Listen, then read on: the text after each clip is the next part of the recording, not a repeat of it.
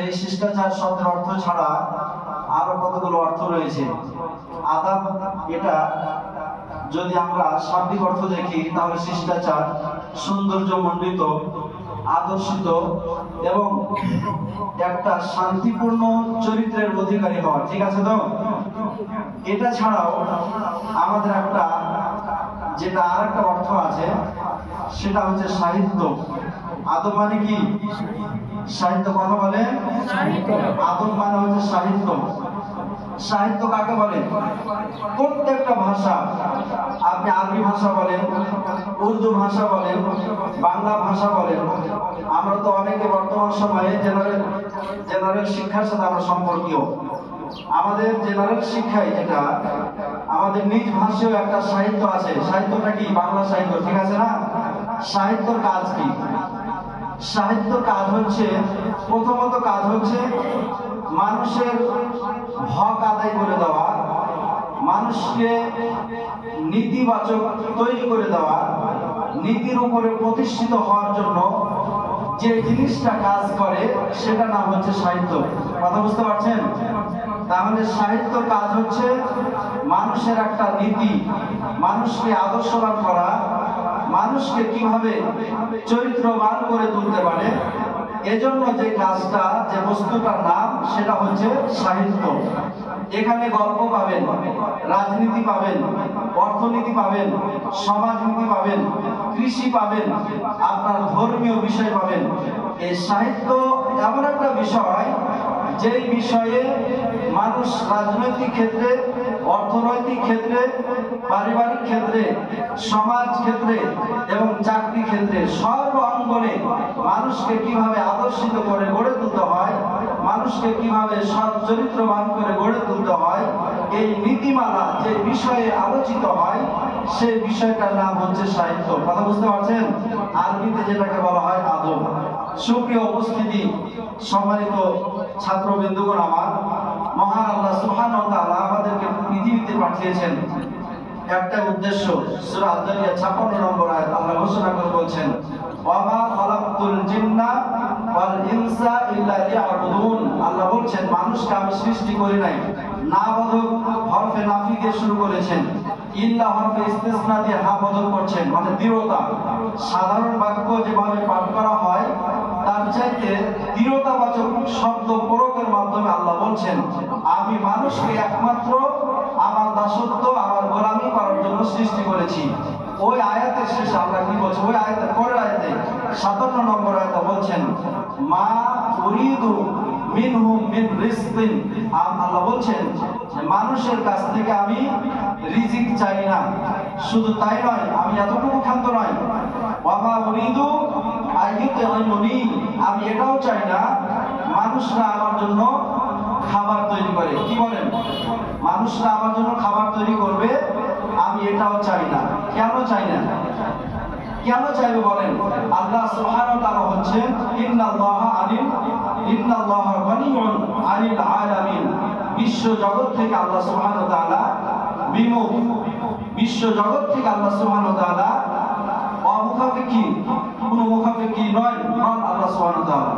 তাহলে এখানে আমি যে জিনিসটা বোঝাতে চাচ্ছি সেটা হচ্ছে আল্লাহ বিশেষ উদ্দেশ্যে পৃথিবীর বুকে বান্দাদেরকে পাঠালেন, আর সেটা হচ্ছে আল্লাহর ইবাদত করা। এই ইবাদতটা মানুষ করবে, করতে গিয়ে আল্লাহ সুবহানাহু ওয়া তাআলা জানিয়ে দিচ্ছেন বান্দা তোমাদের কাছ থেকে আমি রিজিক চাই না, তোমরা আমার জন্য খাবার তৈরি করবে, আমরা এটাও চাই না। তাহলে বান্দার কাজ হচ্ছে আল্লাহর দাসত্ব করা, গোলামি করা, এটা হচ্ছে কাজ, এটা হচ্ছে মূল একটা বিষয়। এবার আসি ওই আয়াতকে কেন্দ্র করে আমাদের অবস্থাগুলো দিকে লক্ষ্য করতে আসি। মাদ্রাসা কর্তৃপক্ষ মাদ্রাসা তৈরি করেছেন, মাদ্রাসা কমিটি পক্ষ থেকে হোক অথবা মাদ্রাসা খেদমতের জন্য ওলামায়ে কেরামদেরকে, শিক্ষকদেরকে নিয়োগের মাধ্যম দিয়ে হোক, এই মাদ্রাসা তৈরি করেছেন। মাদ্রাসা তৈরি করে আমাদের কমিটিরা যে পরিচালনা করছেন ওস্তাদদের মাধ্যমে, ছাত্রদের উদ্দেশ্য কি? কথা বলেন, কথা বলেন। ছাত্রদের উদ্দেশ্য কি? ছাত্রদের উদ্দেশ্য হচ্ছে একমাত্র লেখাপড়া করা। কথা ঠিক আছে তো? শুধুমাত্র লেখাপড়া করা। আল্লাহ যেমন বলছেন আমি বান্দাকে সৃষ্টি করে পৃথিবীতে পাঠিয়েছি আমার দাসত্ব করবে। দাসত্ব করতে গিয়ে কোনো খাবার তৈরি করার প্রয়োজন নাই, কোনো খাবার আমাকে দেওয়ার প্রয়োজন নাই।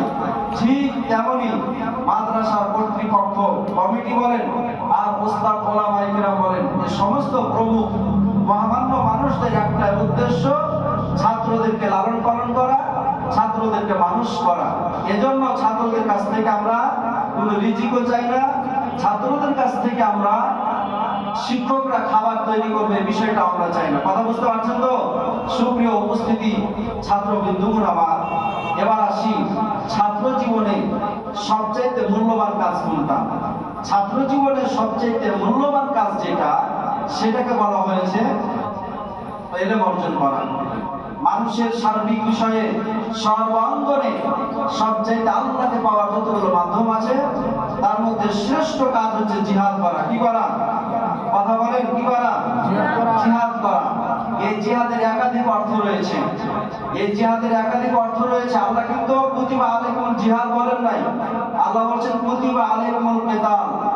কুতিবা আলাইকুমুল কিতালের নির্দিষ্ট অর্থ আছে, কিন্তু কুতিবা আলাইকুমুল জিহাদ যদি হতো তাহলে জিহাদের একাধিক অর্থ রয়েছে। আপনি মাঠে গেছেন, আপনার জিহাদ।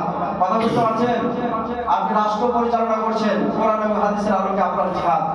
আপনি কৃষি কাজ করছেন, কৃষক, আপনি জিহাদ। কথা বুঝতে পারছেন তো? এভাবে প্রত্যেকটা মানুষ তার নিজ নিজ স্থানে থেকে আল্লাহকে পাওয়ার জন্য সর্বাত্মক প্রচেষ্টার মাধ্যমে যে নিজেকে হকের উপরে, সত্যের উপরে, সঠিক পথের উপরে যে নিজেকে অটল রাখতে পারে, সেটাই হচ্ছে তার জন্য জিহাদ। কথা বুঝতে পারছেন? আমরা ছাত্র আর আমরা শিক্ষক।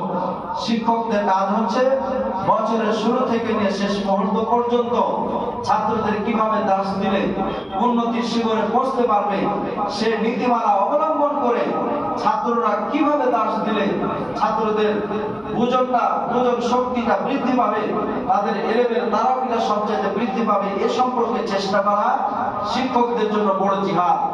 ঠিক তেমনি একজন ছাত্র কিতাবের শুরু থেকে নিয়ে শেষ মুহূর্ত পর্যন্ত আমি কতটুকু অর্জন করলাম, কতটুকু আমি জানলাম, কি বুঝলাম, আমার কাজ কি, আমি কেন এসেছি, এই যাবতীয় বিষয়গুলো চিন্তা করে সর্বাত্মক প্রচেষ্টার মাধ্যমে জীবনকে উন্নতির শিখরে পৌঁছানোর হচ্ছে জিহাদ। কথা বুঝতে পারছেন তো? মাদ্রাসা মে আনা আর মাদ্রাসা সে জানা, এগুলো কি? এগুলো কিছুই না। কথা বুঝতে পারছেন? আমাদের মাথায় চিন্তা রাখতে হবে হাম কাহা সে আয়া, কিস লিয়ে আয়া আর কিয়া কর রাহা है। কথা বুঝতে পারছেন তো?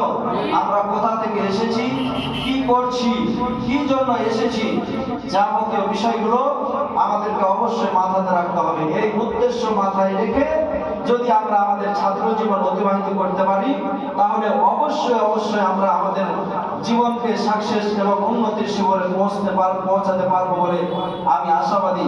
ওলামায়ে মুহাদ্দিসিনে কেরাম, মুফাসসিরিনে কেরাম এবং মুসলিম শরীফের মুকাদ্দমায় একটা কথা এসেছে, লা ইসতাতাউল ইলমু বিরাহাতিল জাসাম।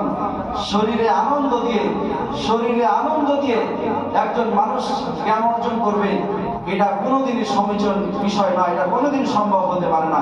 সমুদ্রে আমরা পানি দেখি, বেশি না কম? কথা বলেন, বেশি না কম? অনেক বেশি।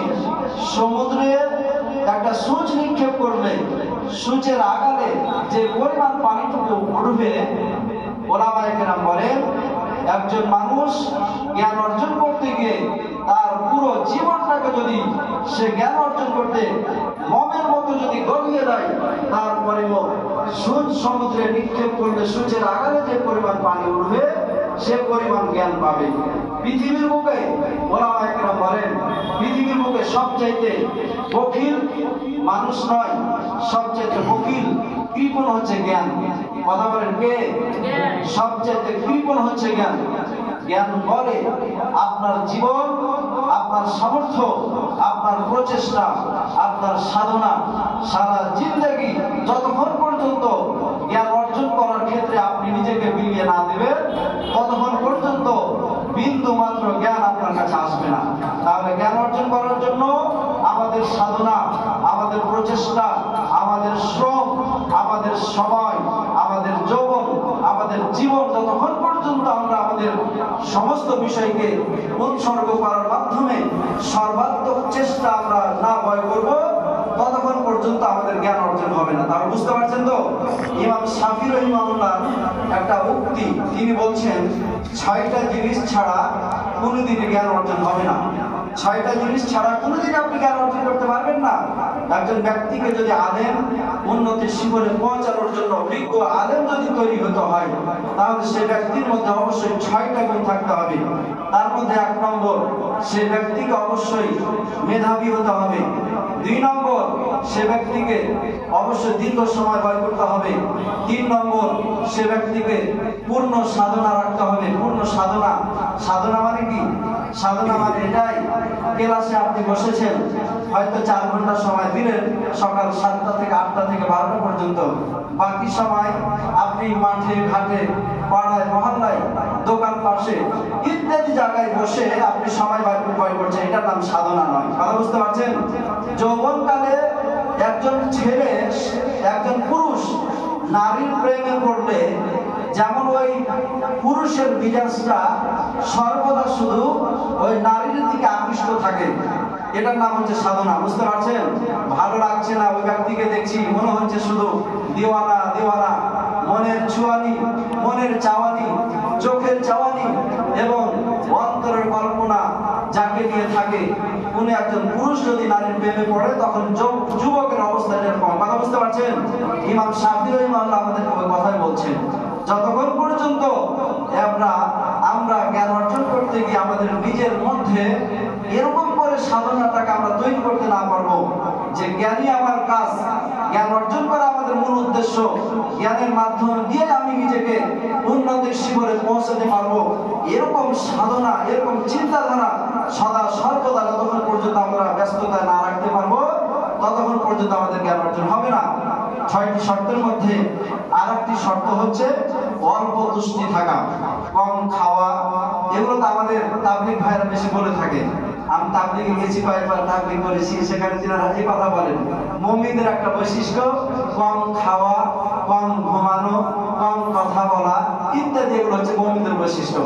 ওনারা মুমিনদের বৈশিষ্ট্য হিসেবে তুলে ধরলেও আমি ছাত্র ভাইদের প্রতি আমাদের উদাত্ত আহ্বান, ইমাম শাফি রাহিমাহুল্লাহ বলছেন জ্ঞান পাওয়ার যতগুলো শর্ত আছে তার মধ্যে উল্লেখযোগ্য একটি শর্ত হচ্ছে অল্প সন্তুষ্ট থাকা। যে কোনো বিষয়ে অল্পতে সন্তুষ্ট থাকবেন। অল্পতে সন্তুষ্ট থাকলে আর জ্ঞানকে বেশি প্রাধান্য দিলে অবশ্যই আপনার জীবন এক সময় উন্নতির শিখরে পৌঁছবে। 6টা শর্তের মধ্যে আরেকটি উল্লেখযোগ্য শর্ত হচ্ছে সে ব্যক্তিকে অবশ্যই জ্ঞান পাওয়ার যেগুলো মাধ্যম আছে সে সমস্ত বিষয়গুলোকে সম্মান করা। জ্ঞান পাওয়ার মাধ্যম ওস্তাদজি, কথা বলেন কে? জ্ঞান পাওয়ার মাধ্যম কে? ওস্তাদজি, আমাদের শিক্ষকগণ। শিক্ষকগণের অন্তরের মধ্যে আমাদেরকে সম্পর্ক গড়ে তুলতে হবে। শিক্ষকদের অন্তরঙ্গ আমাদের বন্ধুত্ব সৃষ্টি করতে হবে। শিক্ষককে শিক্ষকের স্থানে রেখে আপনি ছাত্রের স্থানে থেকে যেভাবে সম্পর্ক গড়ে তুললে তার কাছ থেকে দোয়া পাওয়া যায়, তার কাছ থেকে শিক্ষা পাওয়া যায়, তার কাছ থেকে ভালোবাসা পাওয়া যায়, এরকম আচরণের মাধ্যম দিয়ে শিক্ষকের সহমত আমাদের গ্রহণ করতে হবে। এভাবে যতগুলো জ্ঞান পাওয়ার মাধ্যম, মনে করেন কলম আছে, খাতা আছে, ডেস্ক আছে, এই সমস্ত বিষয়গুলোর সাথে আমাদের ভালো আচরণ করতে হবে। একটা কলম আপনার পায়ের তলে পড়ে আছে, আপনি সাথে সাথে তুলে নেবেন। কত গভীর কোরআনের আয়াত রয়েছেন সেখান থেকে, হাদিস লেখা হয় সেখান থেকে। আপনার যাবতীয় এলেম যে মাধ্যম দিয়ে আপনার জীবনকে উন্নতির শিখরে পৌঁছাবেন, এই মাধ্যমগুলো কলমের মাধ্যমে আপনি দেখে দেখে প্রকাশ করেন, তাহলে সেটা অবশ্যই সম্মান পাওয়ার অধিকার রাখে। কথা বুঝতে পারছেন? ঠিক তেমনই খাতা, কোরআন এবং হাদিসকে যেখানে আপনি রেখে আপনি নিজের জীবন গঠনে এলেম অর্জন করছেন, সেই ডেস্কটাকে আপনাকে, টুলটাকে আপনাকে সম্মান করতে হবে। এটা হচ্ছে ওলামায়ে সালাফ, ওলামায়ে কেরামদের নীতি। সেই সূত্রে আমি আপনাদেরকে উদাত্ত আহ্বান জানিয়ে বলবো, অবশ্যই ইমাম শাফি রাহিমাহুল্লাহর এই 6টি বিষয়কে আমাদের মাথায় রাখতে হবে। শেখ সাদি তিনার কিতাবে ওসিয়ত নামা করতে গিয়ে তিনি বলছেন যে সে চিজকে সেবা না, কোনো তিনটা জিনিস ছাড়া থাকে না। 3টি জিনিসের মধ্যে 1 নম্বর ইলম বা বহস, ইলম আলোচনা করা ছাড়া থাকে না। কথা বুঝতে পারছেন?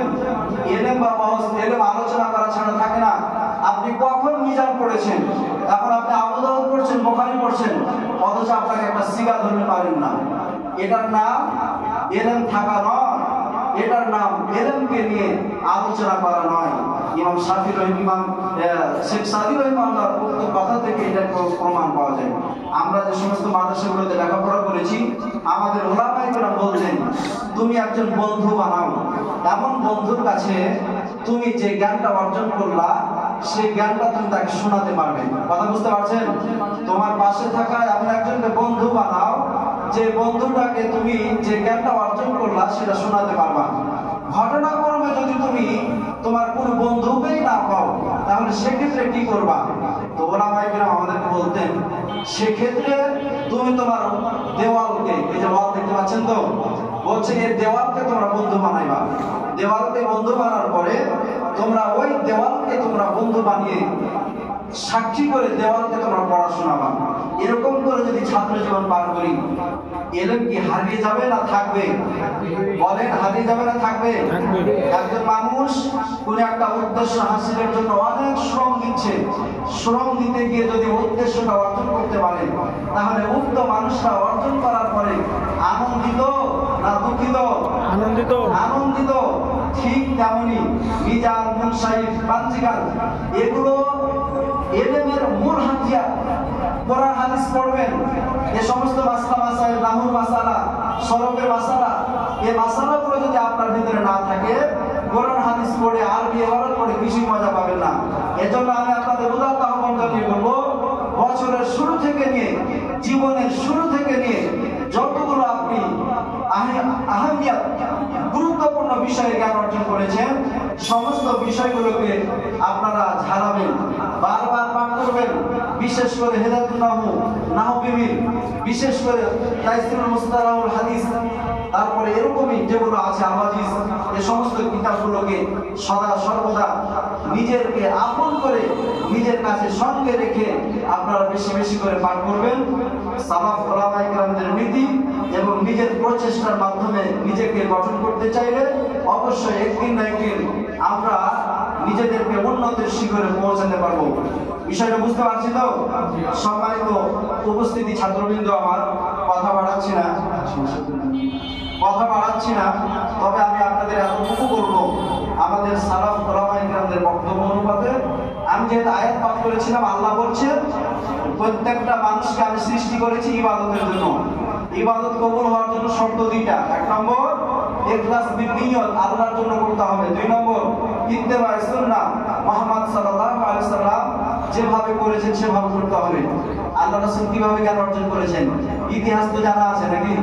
সূরা আলাকের প্রথম 5 নম্বর আয়াত যখন নাযিল হয়, আল্লাহ রাসূল এবং জিবরাইল আলাইহিস সালামের জ্ঞান আরোহণ এবং দেওয়ার মাধ্যমে যে ঘটনাটা, এটা আমাদেরকে বলতে হবে না, তবে আমরা জানি যে ঘটনাটা কেমন হয়েছিল। সহিহ হাদিস থেকে আমরা প্রতীয়মান হয়েছি, প্রতি রমজান মাসে আল্লাহ রাসূল সাল্লাল্লাহু আলাইহি সাল্লাম জিবরাইল আলাইহিস সালামকে, আর জিবরাইল আলাইহিস সালাম আল্লাহ রাসূলকে কোরআন খতম করে শোনাতেন। কোরআন খতম করে শোনাতেন মানে কি? চুপ থাকতেন। তার মানে হলো এটাই, জ্ঞান অর্জন করে জ্ঞান দেওয়া, জ্ঞান অর্জন করে পরস্পরকে শোনানো।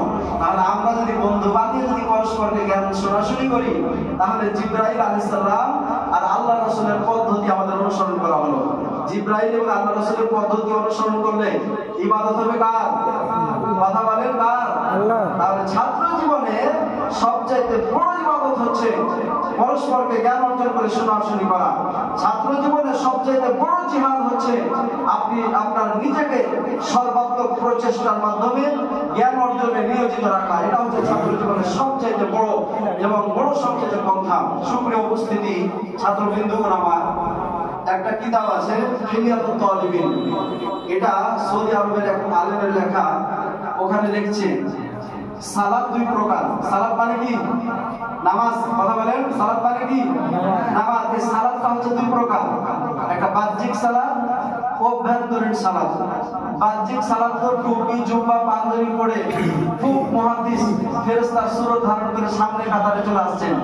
কিন্তু অভ্যন্তরীণ সালাত, ভিতরের সালাত, ওটা কি কেউ কি জানেন? কেউ কি জানেন? ওটা হচ্ছে জ্ঞান অর্জন করা। জ্ঞান অর্জন করলে অন্তরের সালাত আদায় করা হয়। জ্ঞান অর্জন করলে, একটি মাসালা অর্জন করলে কবুল হজের সওয়াব পাবেন, সহিহ হাদিস দ্বারা প্রমাণ।